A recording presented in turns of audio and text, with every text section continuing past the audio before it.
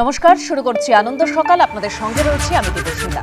গতকাল আমরা দেখলাম মুখ্যমন্ত্রী মমতা বন্দ্যোপাধ্যায় চাকরিহারাদের সঙ্গে বৈঠক করলেন, আর তিনি স্পষ্টভাবে বলে দিলেন যোগ্যদের চাকরি যেতে দেব না, এবং তিনি এও বললেন যে আইনের পথে তিনি লড়াই করবেন, তার কাছে সমস্ত প্ল্যান রেডি আছে। তবে এখানে একটা ব্যাপার আছে, শুধু যোগ্যদের নয়, তিনি অযোগ্যদেরও আশ্বস্ত করেছেন। আর এখানেই সবাই প্রশ্ন করছেন, মূলত চাকরিহারারা, যে অযোগ্যদের পাশে কেন থাকছেন মুখ্যমন্ত্রী মমতা বন্দ্যোপাধ্যায়। আর এই বৈঠক শুরুর আগেও যে ছবি আমরা দেখেছি, একেবারে নেতাজি ইন্ডোরের বাইরে ধুন্ধুমার পরিস্থিতি, পাস থাকা এবং না থাকাকে কেন্দ্র করে। আর এসবের মধ্যেই আজ অত্যন্ত গুরুত্বপূর্ণ একটি দিন, সুপার নিউমারারি পোস্ট অর্থাৎ অতিরিক্ত শূন্যপদ তৈরির তদন্ত নিয়ে ইতিমধ্যেই আমরা জানি সে কোন জায়গায় তদন্ত গেছে, আদালত কি বলেছে, কিন্তু আজকে সুপ্রিম কোর্টে শুনানি রয়েছে। এইদিকে অবশ্যই আমাদের নজর থাকবে এবং এ নিয়ে আমরা আলোচনা শুরু করব আনন্দ সকাল। এবং যারা রয়েছে প্রথমে তাদের সঙ্গে পরিচয় করব। আমাদের সঙ্গে রয়েছেন চয়ন ভট্টাচার্য, রয়েছেন মণিশঙ্কর চট্টোপাধ্যায়, রয়েছেন শ্রমিক বাগচি এবং সদরূপাদিও আমাদের সঙ্গে রয়েছেন। আমি সবাইকে স্বাগত জানাচ্ছি। তবে ঠিক যে কথা আপনাদেরকে বলছিলাম, আজকে যে শুনানি রয়েছে এসএসসির অতিরিক্ত শূন্যপদ তৈরি নিয়ে আজ সুপ্রিম কোর্টের শুনানি রয়েছে।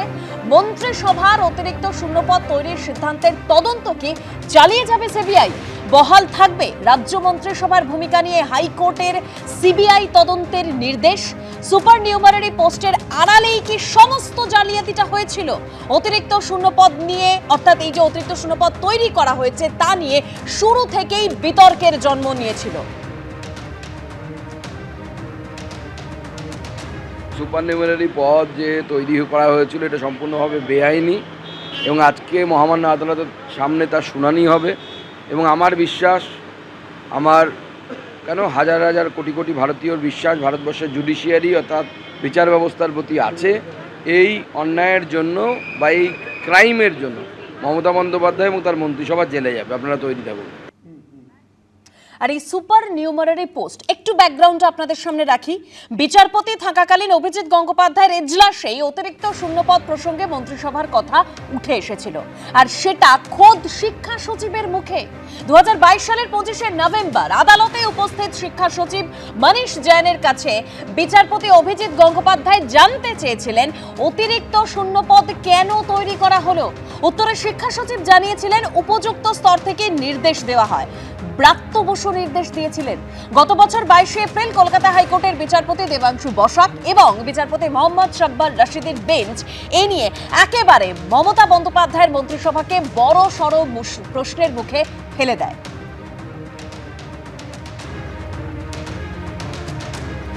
আর এবার আমি আলোচনায় আসবো, অর্থাৎ কোথাও গিয়ে এই যে যোগ্য অযোগ্যদের তালিকা স্থির করতে না পারা, যেখানে অযোগ্যদের জন্য যোগ্যরাও আজ ভুক্তভোগী, তারা প্রশ্ন তুলছেন তারা কি করবেন, তাদের সেই প্রশ্নের উত্তর কারোর কাছে নেই। কিন্তু এই অতিরিক্ত শূন্যপদ তৈরি, যেখানে বলা হচ্ছে যে সমস্ত যে বেআইনিভাবে নিয়োগ হয়েছে তার এই জালিয়াতির জায়গাটা এই অতিরিক্ত শূন্যপদ তৈরির মধ্যেই লুকিয়ে রয়েছে, যেখানে মমতা বন্দ্যোপাধ্যায়ের মন্ত্রিসভা একেবারে বড় সড় প্রশ্নের মুখে পড়ে গেছে। মণিশঙ্কর দা, দেখুন, এই যে আলোচনাগুলো আজকে সুপ্রিম কোর্টে রায় দেওয়ার পরে হচ্ছে, আলোচনাগুলো দীর্ঘ কয়েক বছর ধরেই আমরা শুনতে পাচ্ছি। আপনাদের টিভিতেও আলোচনা হচ্ছে বেআইনি, আইনি, যোগ্য, অযোগ্য, একদম একদম। ফলে এগুলো নতুন করে কোনো আলোচনা নয়। এবং যে অর্ডারটা দিয়েছে এটা টু সাম এক্সটেন্ট এক্সপেক্টেড। অতিরিক্ত শূন্যপদের নিউমারি পোস্ট একটা আলাদা সাবজেক্ট, আর একটা যোগ্য অযোগ্য যে টিচার্সদের যে চাকরি প্যানেল ক্যান্সেল হচ্ছে সেটা একটা আলাদা সাবজেক্ট। যেটা মমতা ব্যানার্জি অতিরিক্ত শূন্য পদ যেটা সুপার নিউমারি পোস্ট যেটা বলছেন সেটা ক্রিয়েট করার প্রভিশন নেই আইনে, এরকমটা নয়। যেটা হয়েছে সুপ্রিম কোর্টের যে অর্ডারটা হয়েছে যোগ্য অযোগ্য, তো সেখানেও একটা সুপার নিউমারি পোস্ট ক্রিয়েট করা বলেছে, কিন্তু সাবজেক্টও যেখানে যেখানে যে ছেলেগুলো কোনো একটা সেক্টর থেকেও চলে এসে এখানে চাকরিতে জয়েন করেছিল, যাদের যোগ্যতা নিয়ে কোনো প্রশ্নচিহ্ন নেই, তারা যদি মনে করে নতুন জায়গায় ফিরে যাবে, সেখানে যদি কোনো নতুন পোস্ট না থাকে সুপার নিউমারি পোস্ট ক্রিয়েট করে তাদেরকে অ্যাপয়েন্টমেন্ট দেওয়া যাবে। এটা হচ্ছে এখনকার অর্ডারে আছে। তার মানে সুপার নিউমারি পোস্ট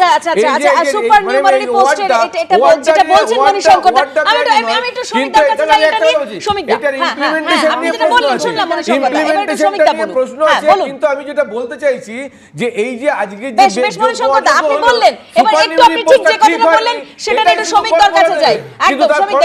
কি হবে কেউই বলতে পারবে না।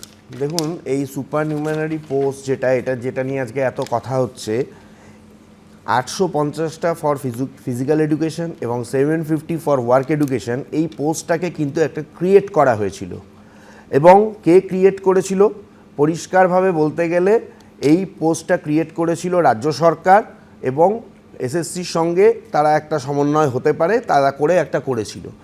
এইটা নিয়ে কেন কথা উঠছে? তার কারণ হচ্ছে যে এই সুপার নিউমারারি যে পোস্ট, এই পোস্টগুলো কোথা থেকে এলো, এইটা কিন্তু সুপ্রিম কোর্টের কাছে একটা বিচার্য বিষয় হয়ে উঠেছিল যখন প্রথম সুপ্রিম কোর্টে এই মামলাটা হয়। তার আগে আপনারা জানেন হাইকোর্টেও এই বিষয়টা উঠেছিল অভিজিৎ গঙ্গোপাধ্যায়ের এজলাসে। তিনি এইটা নিয়ে একটা প্রশ্নচিহ্ন প্রকাশ করেছিলেন। তারপরে যখন ডিভিশন বেঞ্চ, তারপরে সুপ্রিম কোর্ট, তারাও বলে যে এটা কিভাবে হলো, কারা কারা এই সুপার নিউমারারি পোস্ট তৈরি করার জন্য এখানে কাদেরকে নিয়োগ করা হয়েছিল এবং এর পিছনে কারা কারা রয়েছে, সেইটা তদন্ত ভার কিন্তু দেওয়া হয়েছিল সিবিআইয়ের ওপর। যদিও যখন স্থগিতাদেশ দেওয়া হয়েছিল লোকসভা ভোটের আগে, তখন এইটার ওপরেও কিন্তু স্থগিতাদেশ ছিল। আজকে যখন অলরেডি মামলাটা হয়ে গেছে, একটা রায় বেরিয়ে গেছে, এই বিষয়টার উপরে কিন্তু হিয়ারিং এবং এই বিষয়টার উপরে আজকে রায় দেওয়ার কথা সুপ্রিম কোর্টের। পরিষ্কার কথা বলতে গেলে কি রায় সুপ্রিম কোর্ট দেবে সেটা আমরা খানিকটা হয়তো এক্সপেক্ট করতে পারছি, যখন আমরা দেখেছি যে 26,000 চাকরি একবারে সরাসরি বাতিল করে দেওয়া হয়েছে। সুতরাং এই যে সুপার নিউমারারি পোস্ট, এইটাকে যে রেখে দেওয়া হবে বা এইটা যে সঠিকভাবে হয়েছে, আমার মনে হয় না কোনো। কলকাতা হাইকোর্টের রায় বলা হয়েছিল যে বেআইনি নিয়োগের জন্য এসএসসি অতিরিক্ত শূন্যপদ তৈরির আবেদন জানিয়েছিল, এমনকি এটাও বলা হয়েছিল একদমই তাই। এক্ষেত্রে এই যে অতিরিক্ত শূন্যপদ তৈরি, এ নিয়ে কিন্তু প্রশ্নটা থেকেই যাচ্ছে। আর এই যে সমস্ত কিছু আমি একবার সামনে রাখবো, আমি সতর্কতার কাছে আসবো, কারণ গতকাল মমতা বন্দ্যোপাধ্যায় যোগ্যদের পাশে যেরকম থাকলেন, সেরকম কি করলেন, অযোগ্যদের পাশেও থাকলেন, কিন্তু দুর্নীতি নিয়ে তিনি আবার নীরব ছিলেন। সুপ্রিম কোর্টের রায়ের পিছনে রাজনৈতিক উদ্দেশ্য দেখছেন মমতা বন্দ্যোপাধ্যায়। প্রথম কাজ যোগ্যদের রক্ষা করা, তারপরে অযোগ্যদের দেখব। কাদের অযোগ্য বলা হলো, কেন বলল, সবকিছু দেখব। কিভাবে চাকরিহারাদের চাকরি রক্ষা, আইনি লড়াইয়ের ঘোষণা, কি বললেন মমতা বন্দ্যোপাধ্যায়, শোনাবো। সরকারকে যোগ্য ও অযোগ্যদের আলাদা করার সুযোগ আদালত দেয়নি, ফ্যাক্ট ফাইন্ডিং এর অনুমতিও দেয়নি। সিবিআই যা যা কাগজপত্র চেয়েছিল তদন্ত করার জন্য, এসএসসি সব কাগজপত্র তাদের দিয়ে সাহায্য করেছিল। ফার্স্ট ফেজ যোগ্যদেরটা রক্ষা করা, সেকেন্ড ফেজ কাকে অযোগ্য বলেছে, কেন বলেছে, কি কারণে বলেছে, কোন এজেন্সি তদন্ত করেছে, কি কি কাগজপত্র আছে, টোটালটা দেখব। তারপরে তাদের নিয়ে আমি আলাদা করে মিটিং করে আমাদের কথা বলবো। এবং যোগ্যরা যারা আছেন শিক্ষা দিন, শিক্ষিত করুন। বাদবাকি যারা আছেন আমি বলেছি তো পরে কথা বলবো, তাদের সাথেও যখন সুযোগ হবে আমি নিশ্চয়ই তাদের কথা শুনবো। এবং ফার্স্ট আমাকে তদন্তটা করতে দিন, ফার্স্ট আমাদের তদন্তটা করতে দিন। আচ্ছা, যোগ্য শিক্ষাকর্মীও যারা আছেন তাদেরও আমি আলাদা করে দেখছি না, আপনারা আপনাদের কাজ করবেন। আর যোগ্য আর অযোগ্যদের লিস্টটা আমরা সুপ্রিম কোর্টের কাছে চাইব। এক ফোঁটাও আশ্বস্ত আমরা পাচ্ছি না, কারণ উনি যে সমস্ত কথা বললেন, কে দোষ করেছে, কার জন্য দোষী, এই সমস্ত কথা উনি বলেছেন, কিন্তু আমাদের সমস্যার একটুও সমাধান করেনি। উনি বললেন যে আমাদেরকে আমাদের স্কুল যেতে আমরা বারণ করছি না, কিন্তু উনি অপরপক্ষে যোগ্যদের লিস্ট দিচ্ছেন না, যেটা মেন দাবি আমাদেরকে যে আমরা স্বচ্ছ, উনি প্রমাণ করবেন, এই যোগ্যদের লিস্টটাই উনি দিচ্ছেন না। তাহলে আমরা কি করে স্বচ্ছতা এইভাবে স্কুল যাব? কি উনি সবাইকে স্কুল যাচ্ছে, যোগ্য অযোগ্য সবাইকে গুলিয়ে দিচ্ছেন। যোগ্য অযোগ্য সবাইকে স্কুলে যেতে বলছেন আমরা তো অফিসিয়ালি কোনো টার্মিনেট ডেটা দিইনি, কিন্তু এটা তো সম্ভব নয়। সুপ্রিম কোর্টের কাছে আমরা একটা ক্ল্যারিফিকেশন চাইবো। তো কদিন বাদে সুপ্রিম কোর্ট ক্ল্যারিফিকেশন দিলে তখন তো আমাদের চাকরি চলে যাবে, তখন তো আমরা পথে বসবো, কোথায় যাবো আমরা? আমাদের কাছে মাধ্যমিক উচ্চ মাধ্যমিকের খাতা রয়েছে, অনেকেরই উচ্চ মাধ্যমিকের খাতা রয়েছে, ফলে সেই খাতাগুলোকে যদি আমরা এই মুহূর্তে না দিই তাহলে সমস্যায় পড়বেন উনি রেজাল্ট বের করতে। ফলে স্বাভাবিকভাবে উনি দেখাতে চাইলেন যে আমরা আমাদের কাজটা করতে পারি। কতদিন করবো এইভাবে, কতদিন চলবে? এর কি স্থায়ী সমাধান হবে? আদৌ কি হওয়া সম্ভব? উনি যদি ক্লিয়ার লিস্ট না দেন তাহলে কি সত্যিই সমাধান করা সম্ভব হবে? আমরা যোগ্য টিচার, আমরা যোগ্যতায় সমবেতনে যেখানে যেমন ভাবে ছিলাম সেভাবেই বহালের দাবি রাখছি, এবং সেটা ওনাকে করতেই হবে। ওনার দোষে, ওনার ক্যাবিনেট, ওনার দপ্তরের দোষে। কার দোষে আবার? যিনি এই রাজ্যের মাথা, কে উনি? কার অঙ্গুলি হেলনে এসব কাজ করে? এসএসসি দপ্তর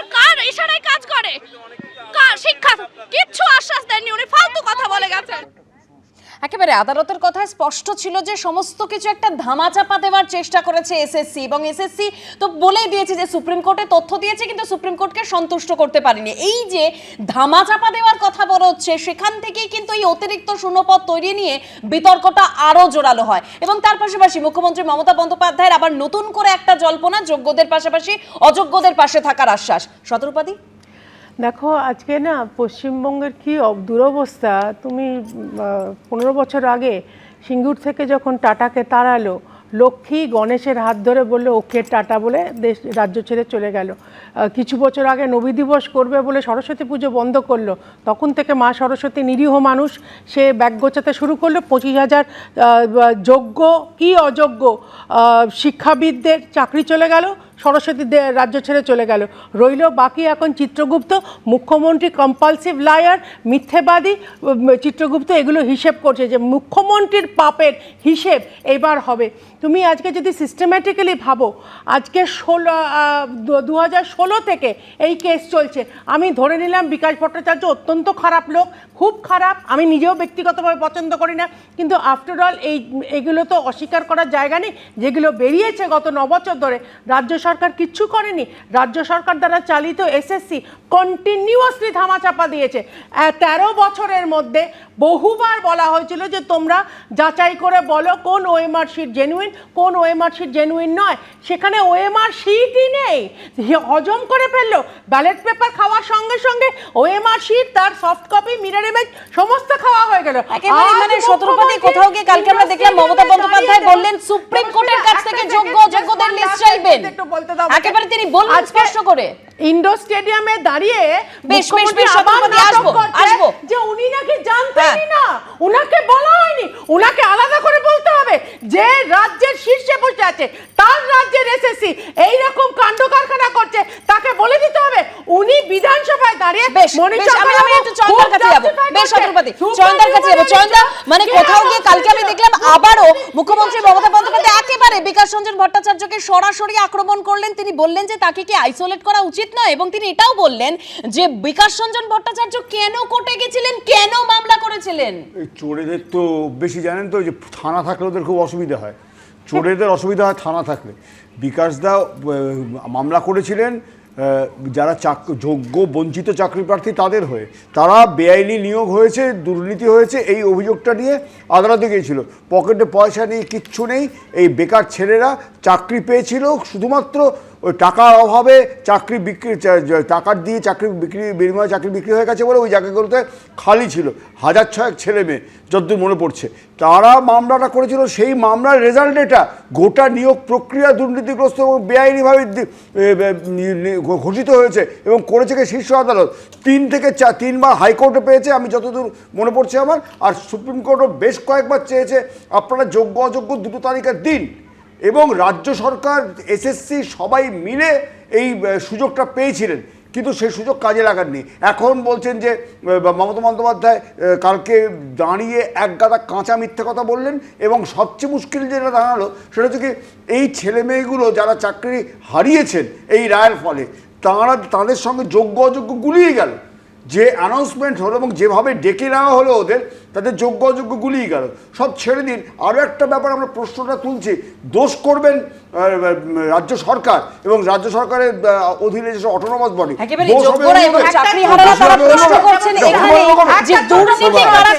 কারা শাস্তি পেল, কারা ভুক্তভোগী, একেবারে তারা স্পষ্টভাবে আগামীকাল এই প্রশ্নটা করেছেন যে তারা এবার কি করবেন, তারা আশ্বস্ত হতে পারছেন না মমতা বন্দ্যোপাধ্যায়ের বৈঠকের পর। মমতা বন্দ্যোপাধ্যায় গতকালের বৈঠকে চাকরিহারাদের উদ্দেশ্যে ভলান্টারি সার্ভিসের কথা বলেছিলেন। কি বলেছিলেন তিনি গতকাল আপনাদের সামনে রাখবো, এবং তার পাশাপাশি চাকরিহারারা কি বললেন শোনাবো। আমাদের plan A ready, B ready, C ready, D ready and E ready. মনে রাখবেন, এই যোগ্য টিচারদের চাকরি যাতে কোনোভাবে না যায়। যদি বলে তোমাকে 2 মাসে প্রসেস করতে হবে, আপনাদের তো কেউ চাকরি টার্মিনেট করেনি এখনো পর্যন্ত, করেছে কি? কোনো নোটিশ পেয়েছেন? আপনার বিরুদ্ধে দুর্নীতি না যদি প্রমাণ করতে পারে, তো কি আপনাকে কেউ যেতে বারণ করেছে? যান না, আপনি আপনার কাজ করুন না। আপনার কাজ কে বারণ করেছে? তখন যদি সুপ্রিম ভলেন্টারিলি সার্ভিস কিন্তু সবাই দিতে পারে, সেখানে কিন্তু আটকাবার কোনো জায়গা নেই কারো। যদি না করে সুপ্রিম কোর্ট, তাহলেও মনে রাখবেন অল্টারনেটিভ যা করার আমরা করব, এবং সেক্ষেত্রে আপনারা যাতে আবার চাকরি ফিরে পান তার ব্যবস্থা প্রসেসের মধ্যে দিয়েই 2 মাসের মধ্যেই কমপ্লিট হবে, এবং আপনাদের চাকরি ব্রেক হবে না। কারণ আপনার এক্সপিরিয়েন্স এবং অ্যাডিশনাল কনসেশন আপনারা পাবেন যারা 10 বছর ধরে চাকরি করছেন, এটা মাথায় রাখবেন। উনি একজন রাজ্যের সুপ্রিমো, উনার উচিত যে আগে নিজের স্ট্যান্ড পয়েন্টে ঠিক থাকা, অর্থাৎ যোগ্যদের কাছে থাকা। উনি তা না করে অযোগ্যদের কাছে থাকছেন, আমাদের উপরে পিঠে হাত বুলাচ্ছেন। এটা উনার চরিত্র হতে পারে না, এটা উনার স্ট্র্যাটেজি হতে পারে না। আমরা উনাকে ধিক্কার জানাই। সুপ্রিম কোর্ট, হাইকোর্ট সবাই তো চেয়েছিলেন যে যোগ্য অযোগ্য লিস্ট কে দেবে, রাজ্য সরকার যার কি দিয়ে দিয়েছে। তো রাজ্য সরকারের আন্ডার এসএসসি আছে, তো তাহলে রাজ্য সরকারের আন্ডার এসএসসির কাতালে রাজ্য সরকারের উচিত যে তারা নিশ্চয়ই জানে কে যোগ্য কে অযোগ্য, তার ওএমআর এর যে মিরর ইমেজ কপি সেটাও নিশ্চয়ই দেওয়া উচিত। তাহলে এগুলো কে প্রোভাইড করবে? উনি সুপ্রিম কোর্টের কাছে যোগ্য অযোগ্যের লিস্ট চাইছেন কেন? সুপ্রিম কোর্ট তো পরীক্ষা নেয়নি, পরীক্ষা নিয়েছে তো এসএসসি, সেই লিস্ট দেওয়ার দায়িত্ব তো এসএসসির। এসএসসি যোগ্য অযোগ্যের লিস্ট সেগ্রিগেট করে দিকে আমাদেরকে। উনি কি জানেন? উনি তো আমাদের থেকে আইন বেশি জানেন। উনি কি জানেন রিভিউ পিটিশন কখন অ্যাকসেপ্টেড হয়?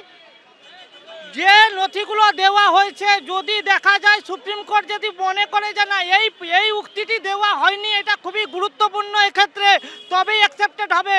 আর সেটার খালি একটাই মিরর ইমেজ উনাকে বার করতে হবে। কোথায় আছে আমরা জানি না, উনাকে মিরর ইমেজ বার করতেই হবে। উনি যে কি বলতে চাইছেন সেটা ভাষা করে সেটা সবাই বুঝুক, আমরা ভাষা কথা যাচ্ছি না। পয়েন্ট মিরর ইমেজ বের করতে হবে আমাদের যোগ্যদের বাঁচাতে গেলে। চাকরি তো আমাদের এসএসসি দিয়েছে, তাহলে এসএসসি যোগ্যদের লিস্ট দেবে। ওনারা যেটা জমা দিয়েছে তার ভিত্তিতে সুপ্রিম কোর্ট বলেছে।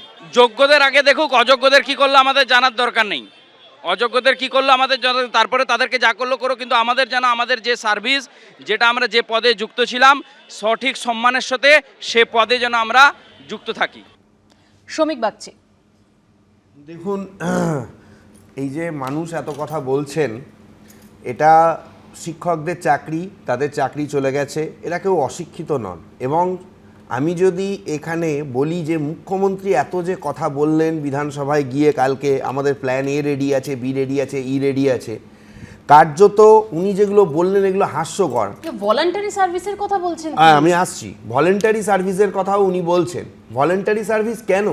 যারা যোগ্যতা নিয়ে চাকরিতে ঢুকেছে, চাকরি পেয়েছে এবং এতদিন ধরে চাকরি করে আসছে, আজকে সুপ্রিম কোর্টের রায় যোগ্য অযোগ্য তার বাছাই করা সম্ভব হয়নি বলে চাকরি চলে গেছে, সেখানে তিনি মানে অল্টারনেটিভ হিসেবে বলছেন ভলেন্টারি সার্ভিস দিতে। এটা রাজ্যের মুখ্যমন্ত্রীর কাছ থেকে এক্সপেক্টেড। এবং তিনি এটা কি ধরনের কথা বলছেন যে চাকরি যায়নি, আমরা কারো চাকরি খাইনি। আপনি ঠিক যে কথা বলছেন, চাকরিহারারাও সেই কথাই বলছেন যে ভলান্টারি সার্ভিস কেন। আমি আরো বিস্তারিত আলোচনায় ফিরছি, একটা ছোট বিরতির সময় হচ্ছে, সঙ্গে থাকবেন।